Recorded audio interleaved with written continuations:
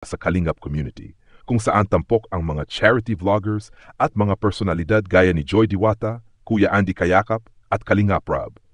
Ang pangunahing paksa ay ang kaganapan sa birthday celebration ni Julian, pati na rin ang mga tanong at interes ng publiko sa kalagayan at kinabukasan ni Joy Diwata. Unang bahagi.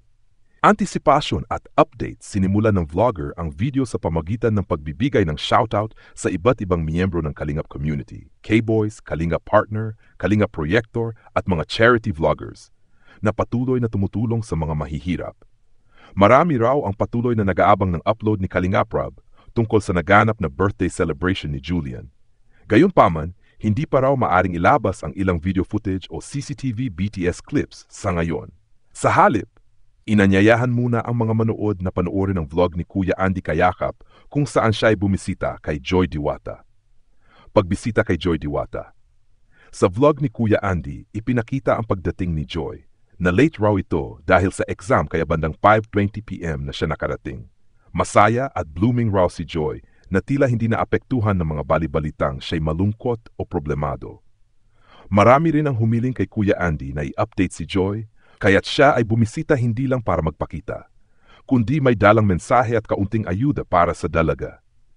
Ayon kay Kuya Andy, gusto niya na may maibigay tuwing bumibisita at hindi lang para sa content. Usapin sa pagkakaroon ng YouTube channel.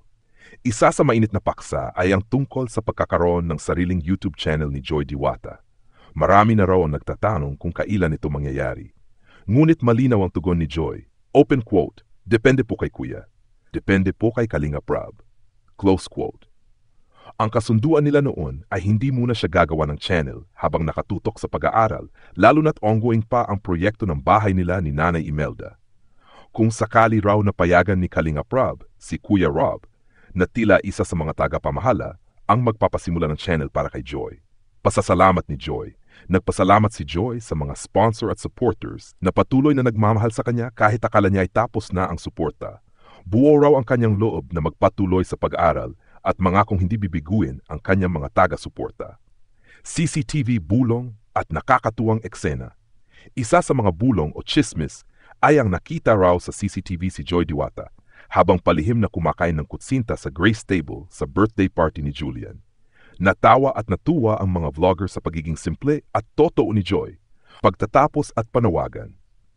Sa pagtatapos, hinimok ng vlogger ang mga taga-suporta na mag-comment kung sila ay pabor na si Joy ay magkaroon ng sariling YouTube channel. Aniya, maaring makita ito ni Kalingap Rob at makatulong sa desisyon. Binanggit din na sobrang ganda at blooming si Joy sa party.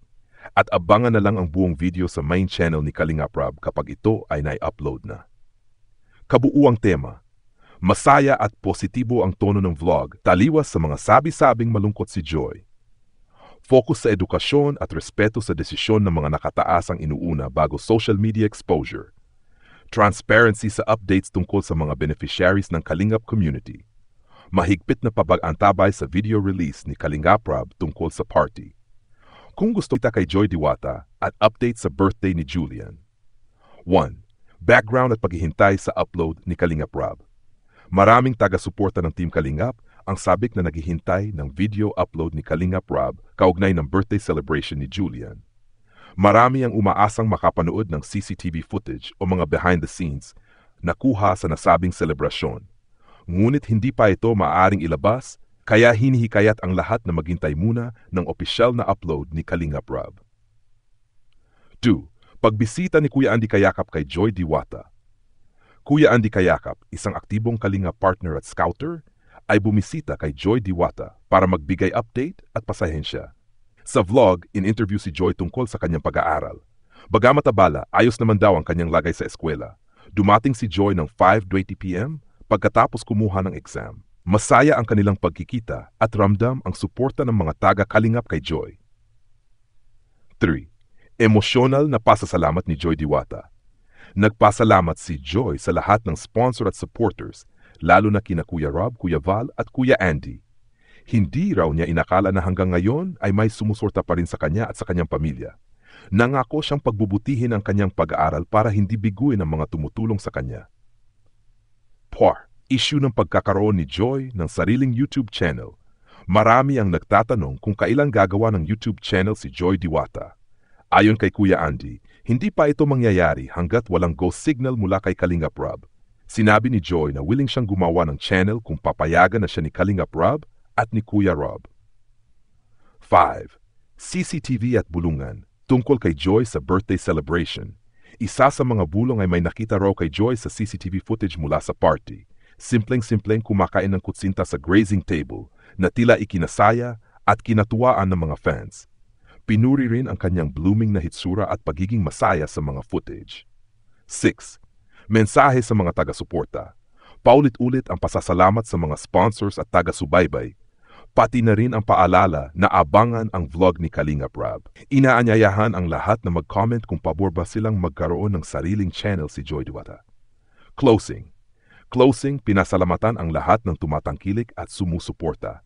Paalala sa mga manonood na mag-like, comment, share at subscribe sa mga vlogs ng Kalingap Team. Day celebration ni Julian, pati na rin ang mga tanong at interes ng publiko sa kalagayan at kinabukasan ni Joy Diwata. Unang bahagi. Antisipasyon at update sinimulan ng vlogger ang video sa pamagitan ng pagbibigay ng shoutout sa iba't ibang miyembro ng Kalingap community, K-Boys, Kalingap Partner, Kalingap Projector at mga charity vloggers na patuloy na tumutulong sa mga mahihirap. Marami raw ang patuloy na nag-aabang ng upload ni Kalingap Rob tungkol sa naganap na birthday celebration ni Julian.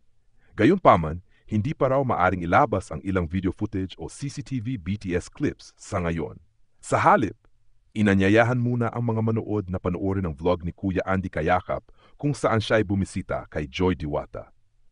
Pagbisita kay Joy Diwata.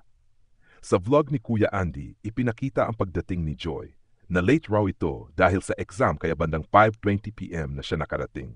Masaya at blooming raw si Joy na tila hindi naapektuhan ng mga balibalitang siya'y malungkot o problemado.